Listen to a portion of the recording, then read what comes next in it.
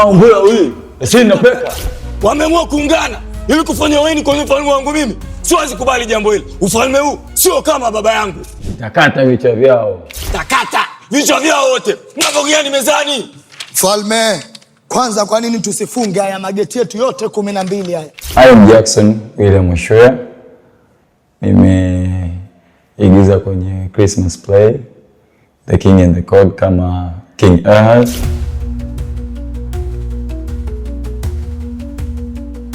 Lakini pia nimefanikiwa kuigiza kama Nabii Simeon, yule ambaye alinyimwa kufa mpaka atakapomwona Yesu. In fact, alipewa kazi ya kuhakikisha anamwambia Yesu ujio wake mpaka atakapomwona na kumbariki, then anaweza akaruhusiwa kupumzika.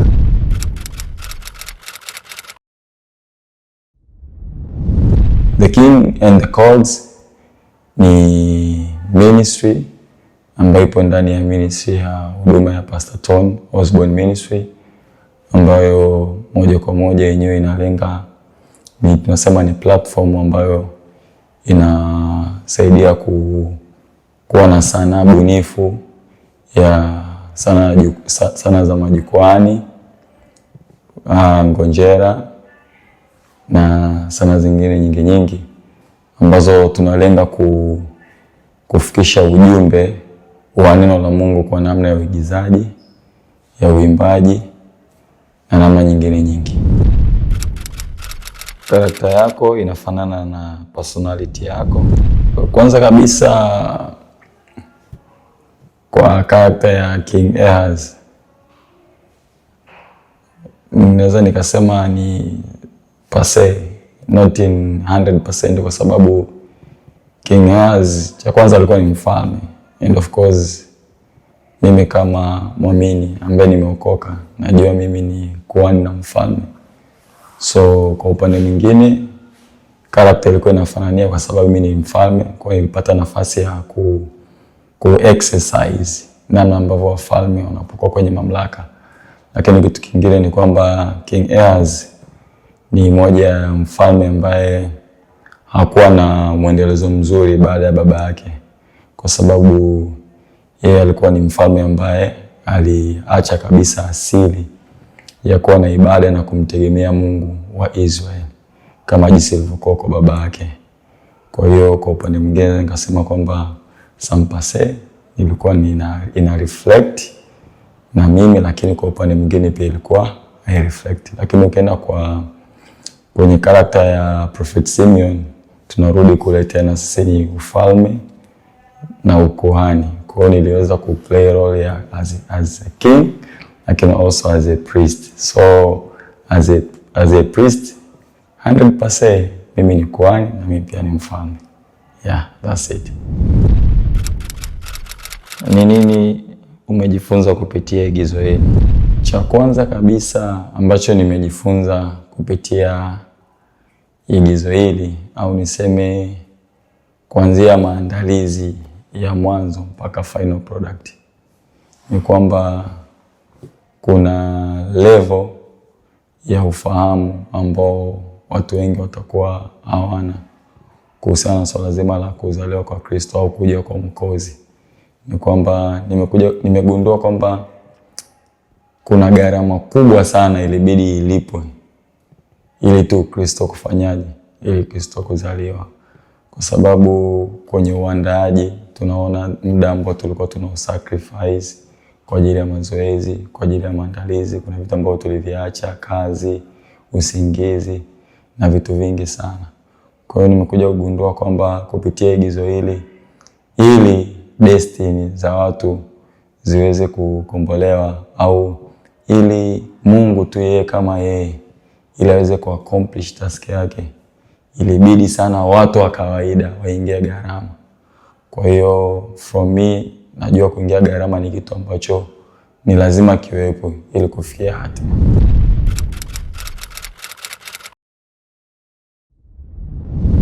Kwanza kabisa kujiandaa na roho yangu haikuwa jambo ambalo ni jepesi, kwa sababu mimi personally sikuwa nimewahi kuigiza. Ilikuwa ndo mara yangu ya kwanza. Kwa hiyo kitu kubwa ambacho nilikuwa nakifanya ni kwamba nilichukua zile process za kwanza za maelekezo ambayo nilikuwa napewa na directors na scriptwriters na baadhi ya viongozi. Kwa hiyo nilihakikisha kwanza ninaishika script, ninaifahamu script na nini ninachokitaka. Lakini baadaye nilienda sasa kuwatafuta wale wahusika, King Ears pamoja na Prophet Simeon na B Simeon. Nikaenda kuangalia watu wengine jinsi walivyofanya kwa kuact.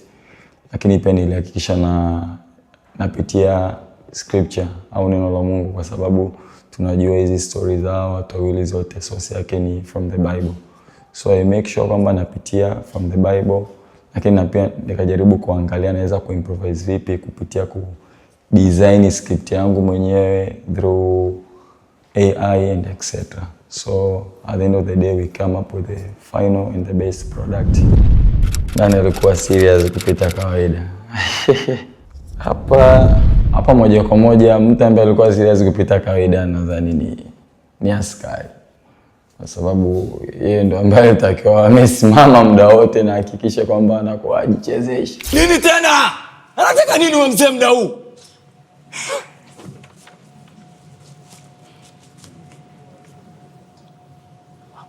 Sawa. Mruhusu aingie. Kwa hiyo ndo character ambaye alikuwa yuko serious. Ukinitoa mimi kwa sababu nilikuwa ni mfalme na simu yangu inaanza nilikuwa kwenye tension, kuna watu wanataka ufalme wangu and etc. Kwa hiyo mimi nilikuwa a bit of serious, lakini yule askari wa Kiyahudi ambaye ndo alikuwa ananilinda mimi na kwenye scene zingine pamoja na baadhi ya scene, yule ndo alikuwa yuko serious sana. Kiasi kwamba kuna scene nakumbuka kuna mtu alipigwa mtama. So nadhani yule ndo alikuwa yuko serious zaidi.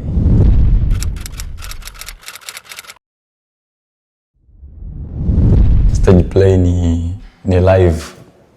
Hakuna cut, hakuna marekebisho. Kwa hiyo every single reaction ambayo utaifanya au every single act ambayo utaifanya ina implication kwenye the whole production au kwenye kufikisha ujumbe wako. Kwa hiyo kwa sababu ni vitu ambavyo tunafanya practice, even tukiwa mazoezi watu walikuwa wanacheka, kuna namna walikuwa na behave. Kwa hiyo kitu kikubwa ambacho mimi nilikuwa naangalia, kwa sababu pia ilikuwa ndo siku yangu, ndo mara yangu ya kwanza, kuna namna, kuna technique zile ambazo unajitoa kama, yani unajiona kama vile uko mwenyewe. Unaweza ukakotesha macho au ukajitahidi kufocus na scene yako, ili sasa uweze kufanyaje, uweze kustay in character, usije ukatoka kwenye character then ikawa ni umeshindwa kufikisha ujumbe.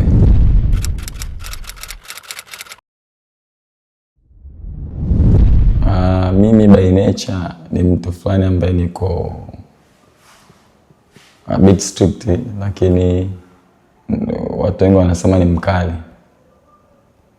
Ila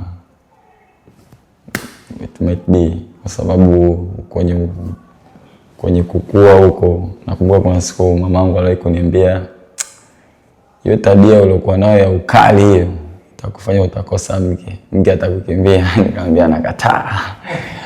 Kwa hiyo try my best to change, umeona. Lakini namshukuru Mungu kwa sababu kuna maisha mapya baada ya kuokoka, baada ya kumpata Kristo. Tunajua unakuwa ni nini, unakuwa ni kiumbe kipya. Kwa hiyo kuna vitu ambavyo vinabaki as a scar, umeona, kukuonyesha kwamba Kristo amekutoa wapi, lakini vinabaki pia kwa ajili ya watu wengine kuona kwamba huyu mtu, it's all about grace. So to me, scene ya King Ears ilikuwa inahitaji mtu ambaye atakuwa in attention, mtu ambaye atakuwa furious, kwa sababu King Ears kama King Ears, ukisoma vizuri na ukifuatilia, jamaa alikuwa very very very rude. Alikuwa ni mtu ambaye ni mwenye hasira sana, alikuwa ni mtu ambaye ni katili. Kiasi kwamba nakumbuka ilifikia watu akamtoa mtoto wake kama sacrifice. Umeona? Kwa kuplay ile scene nilijikuta kwamba nimeweza kuportray ule uhalisia au ile ile asili yangu mimi ya kwamba ni mtu fulani ambaye niko strict, ni mkali. Kwa kuna namna fulani kwangu ilikuwa pia ni rahisi. Maana nakumbuka kuna kipindi cha baadhi ya session za mazoezi, kuna one of the director au kiongozi akaniambia, mbona kama unafoka sana, kwa na sio lazima ufoke and etc. Kwa hiyo I think King Ayaz, it was the best character for me to expose kila ambacho nilikuwa nacho, ambacho maybe miaka nyuma kilikuwa kinaonekana kama ni kitu kibaya, lakini kikatumika kwa ajili ya kufikisha ujumbe na Kristo kuhubiriwa.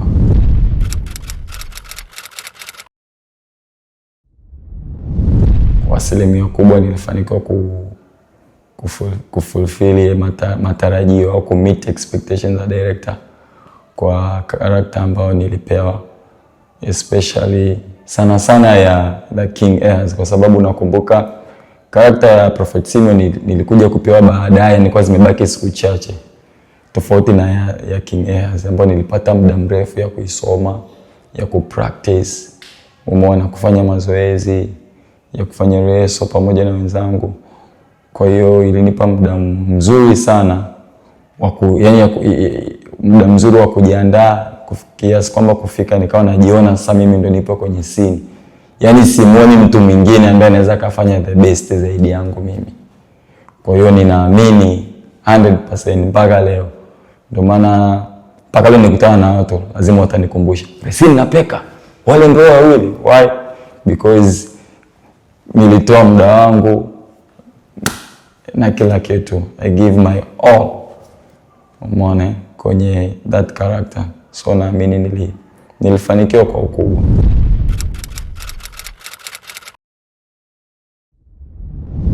Sababu kubwa ambayo imenifanya niwe the king and the code mpaka leo, kwa sababu kuna watu ambao tulikuwa nao lakini they are no longer with us, ni kwa sababu kwangu mimi the king and the code ni sehemu ambayo nimeipata as a platform ya kumtumikia Mungu.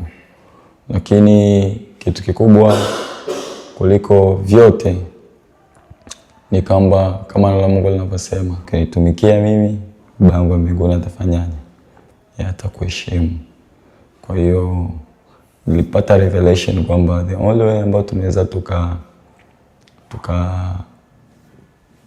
tukapata ile heshima kutoka kwa Mungu ni kama sisi tutakubali tu kumtumikia yeye. Lakini jambo nyingine zuri na bora kwangu, the king and the code ni sehemu ambayo mimi Mungu ananifundisha humility au kuwa humble, kwa sababu kuna mitazamo mingi sana ambayo ni tofauti, kwamba kuna aina ya watu ambao wanatakiwa waigize, wafanye maigizo ya jukwaani, ni tasnia fulani ambayo inaonekana kama ni watu fulani, kama level fulani hivi ambayo kidogo etc. So compared to my vision and everything, kwangu imekuwa ni sehemu ya kujifunza kunyenyekea, unyenyekevu na kumtumikia Mungu zaidi. Ningependa kuwakaribisha kutembelea social media account zetu kwa ajili ya kuona kazi zetu na kufuatilia matukio yetu ambayo yako mbele. Unaweza kutupata kupitia account ya Instagram ambayo ni @theKingandTheCode, lakini pia kwenye account ya TikTok account The King and the Code. Pia tuna YouTube channel ambayo nenyewe pia utaipata kwa jina la The King and the Code. Lakini pia unaweza kutufuatilia kupitia website yetu ambayo inaenda kwa www.thekingandthecode.com, ambapo huko utaweza kuona about us, sisi ni kina nani, tunafanya nini kwa upana na kwa ukubwa. Utaweza kuona mission na vision zetu. Pia unaweza kupata kuona product zetu, lakini kule unaweza pia kupata access ya kununua tickets kwa ajili ya event zetu ambazo ziko mbele. Na pia unaweza kupata update ya release ya matoleo ya kazi zetu ambazo tayari ziko available kwenye platform zote.